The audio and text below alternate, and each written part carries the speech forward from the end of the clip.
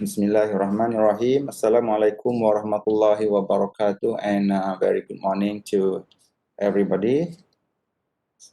My name is Dr. Ahmad Faizul Hawary. I am from School of Aerospace Engineering USM. So my title today will be my my great interest in research, which is multi-objective optimization for UAS path planning. You might wonder what UAS is.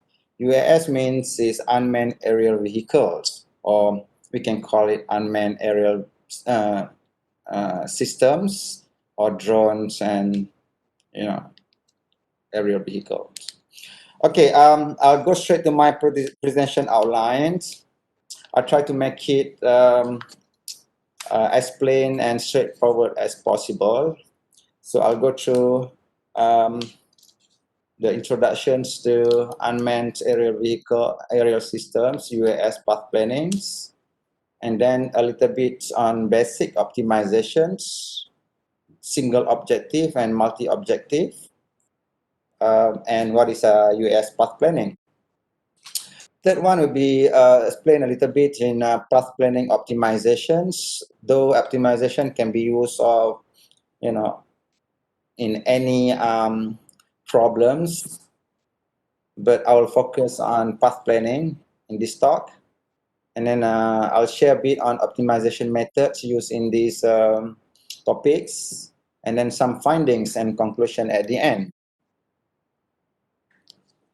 Okay, what is UAS path planning? So, because nowadays the advancement in technology in UAS or drones with great maneuverability and versatility of UAS has introduced a new prospect for civil-related applications, surveillance activity in particular. All right. Of course, there's we can use this for military purposes as well.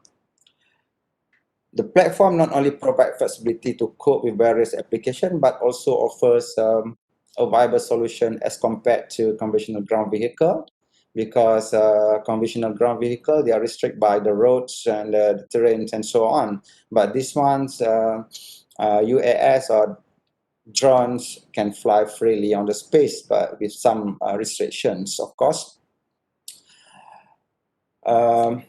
Yeah, the mission performance of the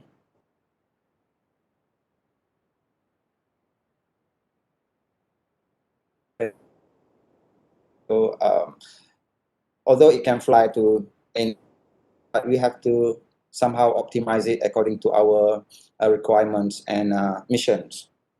Okay, the common approach only optimize on selected objective, because optimizing all objectives simultaneously could be a tedious task. Why? Because if we were consider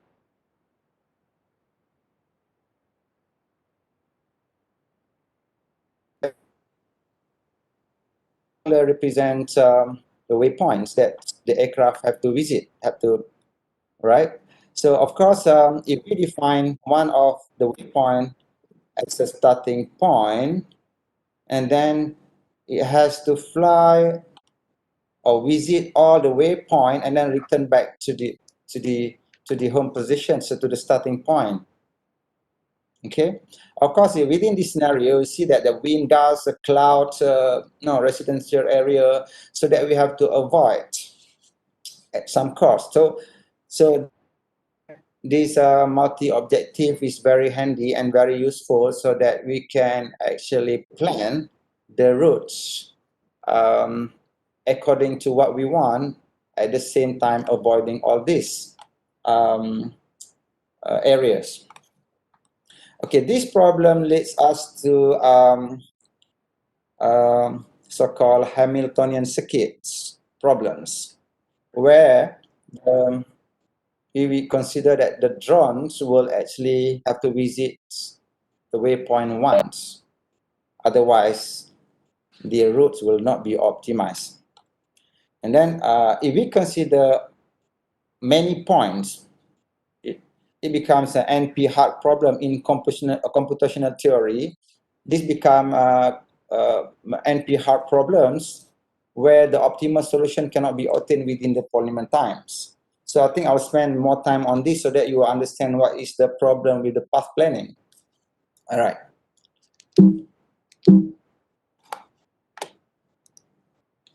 Okay, let's see what is optimization means. Optimization means we have many solutions, thousand, million of solutions that we have to find the best. It could be maximizations or could be minimizations. So that falls under optimization category. So in this case, this is the objective. The y-axis is the objective functions. The x-axis candidate solutions, the potential solution. All the candidate solution will be on the x-axis, right? So for any inputs, for any decisions inputs to the objective function x, we will find some values of solutions on this spectrum, right? So what we are actually looking at this global optimum. In optimization, we always want to see the solutions, the best solution, which is the global optimum solutions here, right? Of course, along the way, during the optimization process, we will find some local optimums. These are the problem that we have sometimes. We think that our solution is optimum, but it turns out that that's a local optimum, not global optimum, right? If we were to find, of course, every single solution, consider millions, trillion solutions that we have for certain optimization problems, then we will have to find every single solutions on this solution landscape here, right? But it will take very long time. So what we're going to do, we need to develop an algorithm so that we can actually locate the global optimum here within the short time. Okay. So if we were to run every single solution, we won't be able to complete it in time. That's what we call NP-hard problems. So in this case, this is the single objective optimizations where we only have one objective functions here, and then the solution decides. Okay. Okay. Once we understand the single objective problems, we will then can extend this problem into multi-objective optimizations, whereby we have at least two objectives to be solved, right? So in this case, we have two objectives. In the real world, in fact, we also have a lot of multi-objective problems, such as if you buy a car, you want to probably prefer to have a comfort car with cheaper price, but you won't get it because as the comfortness level increases, the price also increase, right? So we need to find what is the best trade-off points between the objective 1 and objective 2. Okay, let's look at this, a simple diagram to show that how actually the process of understanding the multi-objective problems. So we have x1, x2, x3 here, which is our inputs to the functions, objective functions. We call this decision space x. And then once this x, okay, we provide this decision space to the functions here, we will find every combinations of x1, x2, x3 will find a solution in Z that represent f1 and f2. So as we iterate further, every single x1, x2, x3, that will provide a set of solution here. Set of solutions here, right? that represents the solution for F1 and F2. Okay, but then how do we determine what is the best solutions? Because there are many thousands of solutions within that objective space.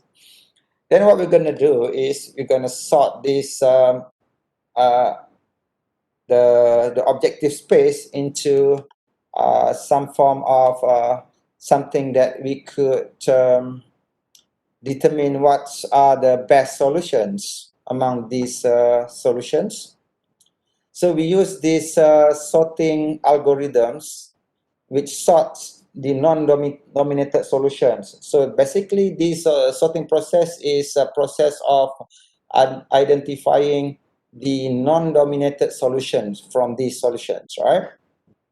So from here you see that there's some criteria to define these are the solutions is non-dominated solutions, right? So I'll explain this in a later slide. But okay, once we have this, and then we can then find these we call this Pareto front solutions. All right. So within that area, there are many solutions, and then the one that sitting at the front of this line, we consider that is a Pareto front of non-dominated solutions. Okay. So these solutions would be a set of considered a potential best solutions or trade-off solution for these two problems, two objective problems. As we can see here, F1 and F2, the solutions are always contradicting. That means if we minimize F2, we'll tend to maximize F1. So we won't be able to find a single or definite solution in this case. All right. Okay. I'll explain a little bit on what is the domination concept here. So domination concept is how do we sort that solutions becomes a set of non-dominated solutions. A solution is non-dominated if no other feasible solution is better in some objective without worsening other objectives. As you can see from here, all solution zeros there are the non-dominated solution set, and then the rest here, 1, 2, 3, are the solutions of dominated set. Okay, in multi-objective, solution 0 are considered the non-dominated sets or Pareto optimal sets, or also known as Pareto front, right? Okay, that's a little bit a brief, fundamental about multi-objective optimizations. Now I'll move on to path planning problems. Okay. So let's consider a simple routing problem for 5 waypoints. Consider we have 5 waypoints A, B, C, D, E, right? That the UAV has to visit and return back. Consider A is a home positions or launching positions. The algorithm should be able to determine the direction that actually provide the shortest distance in this case. Okay, the H values here are representing the distance between the waypoints. For example, A to D, we have 12 units, can be 12 kilometers, 12 meters, and so on. So we can then, from here, regardless of number of waypoints, we can actually form a distance matrix between waypoints here. Then for us to calculate, right? So there are many solutions here, right? So we need to choose the best routes that provide us the shortest distance. Okay, in these studies we use, of course, we can use other methods, optimization methods like ants colonies, brute force methods, nearest neighbors, simulated annealing and so on. But in this case, I use genetic algorithms because genetic algorithm provides robust method that it would combine randoms uh, and also um, heuristics search. So then we can actually shorten the time to find the solutions. Okay, I'll show you a simple GA chromosomes for 9 waypoints. So please relate this to the previous example, 5 waypoint, but we just add additional 4 waypoints to make it 9. So basically, if we have 100 waypoints, we can split to different groups, right? So we can actually increase the speeds of finding the solutions. So in this approach, we use a standard GA with some, because in normal GA, the gene we will change the genes. Every single gene will change to any values. But in this case, we can't change this.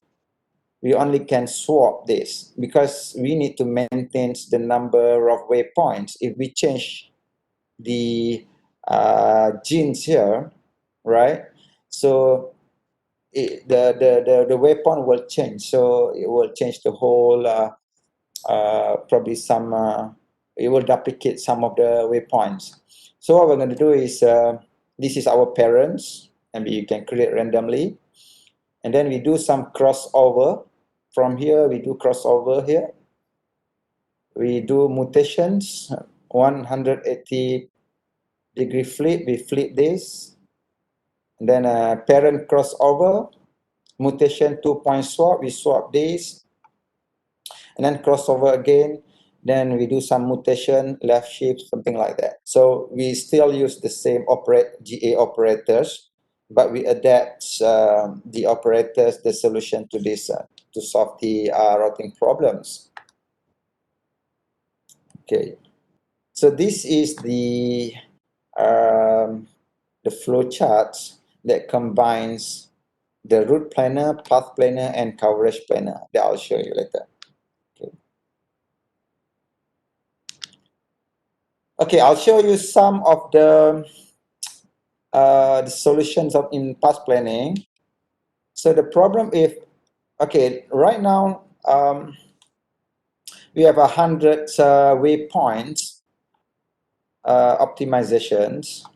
So you see the points, the square points are the waypoints that we randomly set or randomly generated. Then we run the GA, genetic algorithms, with the operators and some parameter sets to run this. And then we found that this is the optimized routes, right? After run for some predefined iterations, then we found this. Okay, the problem with this, even though it is optimized in terms of distance, but it has some crossing points here. Some of the points actually cross the nearest waypoints that is considered that, we don't actually, we visit some of the area twice. So we don't actually fulfill Hamiltonian circuit rules. So we have to find a way how to actually route these the path so that it won't actually cross each other's like this. So after we modify the GA, then we increase the iterations and some of the mutations. Then we found that this seems to be the good solutions, right? So there's no, even though you see that they're having the same waypoints, but these are totally different solutions. And then it is not only it has no crossing path, but also it has the shortest distance compared to this. Okay, and then the problems with path planning is not only that, we have, of course, the obstacles, right? Obstacle can be building, can be trees, can be something, some towers, some areas, wind, cloud, and so on. We consider that as the obstacle for the UAV to avoid. So we then create a randomly generated groups of obstacles here that represents by the red dots, and then we generate a waypoint. In this case, we generate 50 waypoints randomly, whereby you see some waypoint actually locates within that obstacle itself, right here. So the thing is that we need to find the avoidant path that actually avoid this point, at the same time maintains the shortest distance. Okay, so as you can see here, the black dash, right, that the solution for without avoiding obstacles. Okay, but the blue one, the blue solid, is the path that actually avoid the obstacles. Okay. Okay. As to visualize the issue of path planning, we create a simple models here. So we provide checkpoints, 3D checkpoints within this space. Then we create some obstacles, some areas that the UAV need to avoid, try to avoid it as much as possible. And then the questions here is that how do we decide the right solution of the path planning if we have more than 2 criteria to be fulfilled, right? So we have considered safety criteria, fuel saving criteria, the distance, and so the time, and so on. Then that will bring us to the issue of multi-objective problems, right? So in multi-objective problem is the problem that we solve different objective functions here, presented by Fm's. The X is the decision inputs, where M is the total objective that we have. And then that optimization of that objective is subject to the constraints Gj and Hk, which is inequality and equality constraint functions. And then at the bottom here is the boundary, the bounds, the lower bound and upper bounds that limits the X here. Okay, that we have to limit that. What is the range of the boundary that the algorithm have to find the solution? Okay. Okay. As I explained earlier, we have let's say for 2 objectives, we could represent the solutions using a trade-off F1 and F2, right?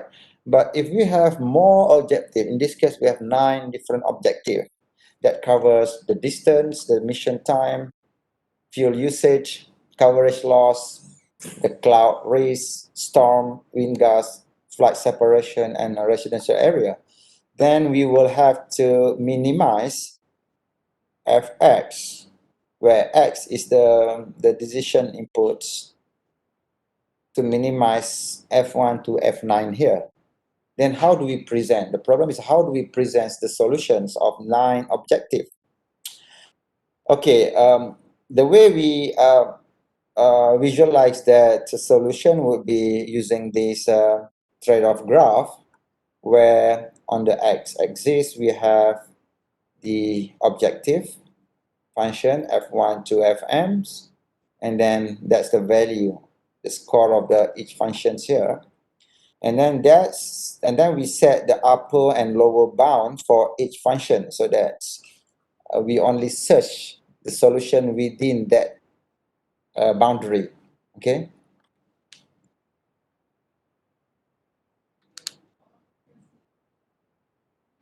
Okay, before we proceed to the result, I would like to probably explain a little bit on how the solutions were obtained. Let's consider this a simple, 5 waypoint path planning problems that we have some uh, obstacles or risks in between. So basically, we need to find a good path that actually connects from C1, C2, C3, C4, and C5, right? So there's along the way, there's obstacles, but obstacle actually comes with different severity index. So we consider the residential area. We have to define that the central area is the high that has a higher risk compared to the outer area here. So then we can actually come out with a different level of severity index. So if the path actually uh, uh, a route within that area here, then we will actually penalize every single point within the area.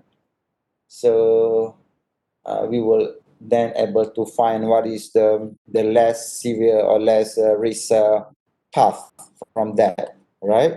So even looking at this, we have, I'll show you this, like we have 5 solutions here, but of course there are 1,000 solutions if we were to run through the sites, and then from here, from there. So there are 1,000 possibilities for the UAV to fly between C1 and C5 that will give us a different, set of solutions. So the problem is we need to find what are the potentially best solutions, because we don't know, we can't actually choose a single definite solution from here. Okay, so the problems here is just to find what is the potential best solution from C1 to C5.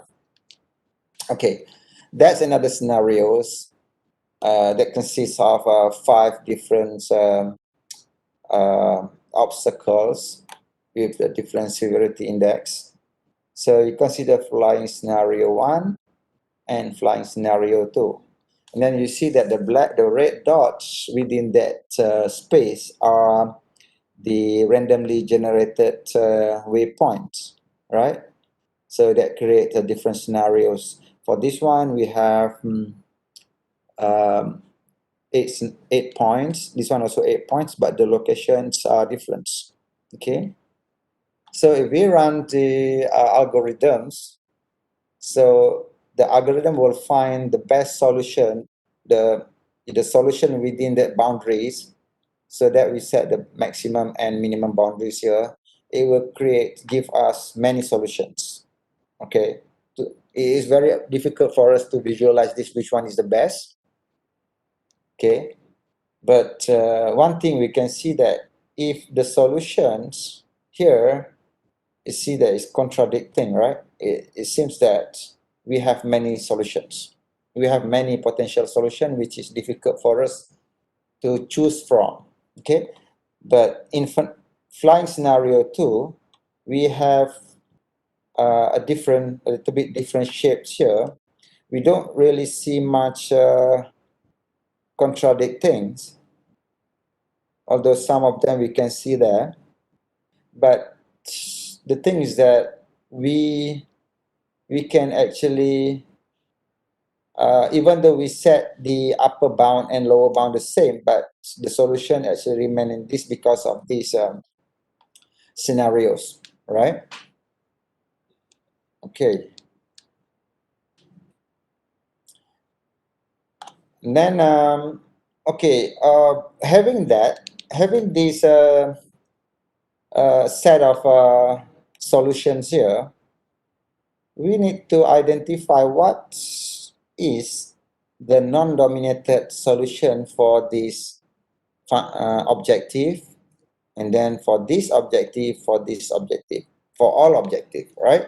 So from here we couldn't see it, but now we can see it with different trade-off plots, where we need to set our preference, which is this is coverage loss, because if we were to optimize the coverage loss, we need to find what is the optimized path that actually provide the higher percentage of coverage loss, right? So for the scenario one, you see that some of them, okay, consider this. We have to this is the trade-off between one of the objective versus the coverage loss, right? Because these the y-axis here represent the CL percent, the x-axis represent the individual objective. So if we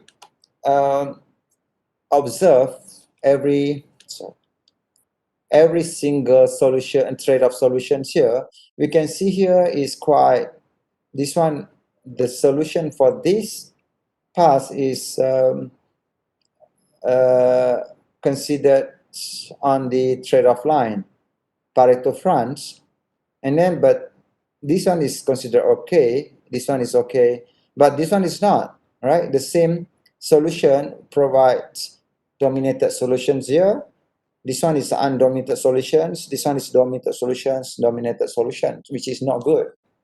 So the best solution is that every single objective, we can find a solution that actually represents or becomes one of the solutions along the Pareto line. That would be the best solutions, overall solutions. Yeah. So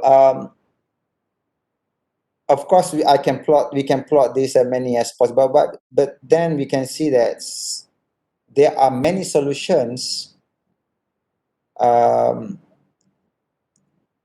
is not optimized, it's not be part of the non-dominated solutions of every objective. Okay, let's see this trade-off solution for scenario 2. We see that in this case, every single objective actually give us the solutions that actually lies along the Pareto front. You see, this is all on the Pareto front. That means these solutions considered, I just put these two solutions, but there are many solutions which is not optimized. So from there, we can actually simply choose that solutions based on this graph here.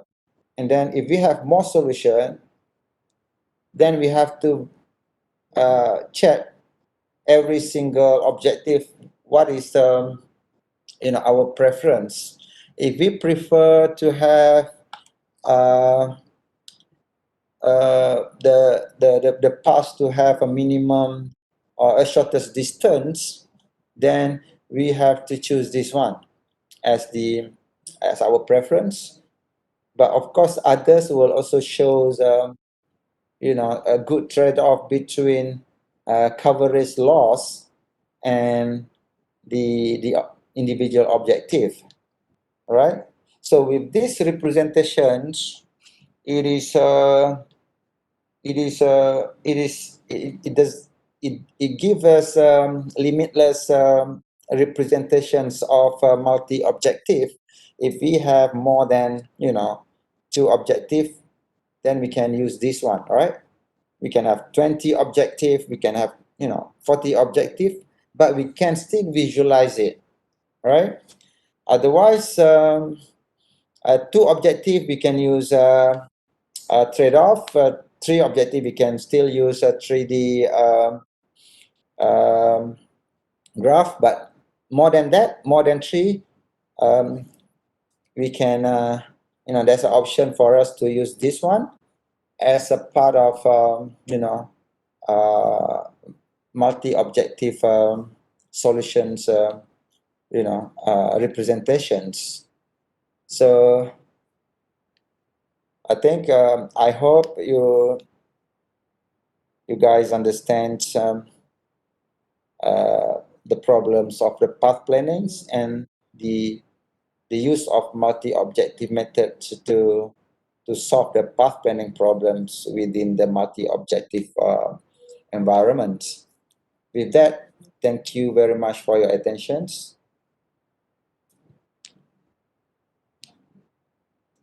So I'll have a simple calculation here before I end this talk. Okay, if the optimization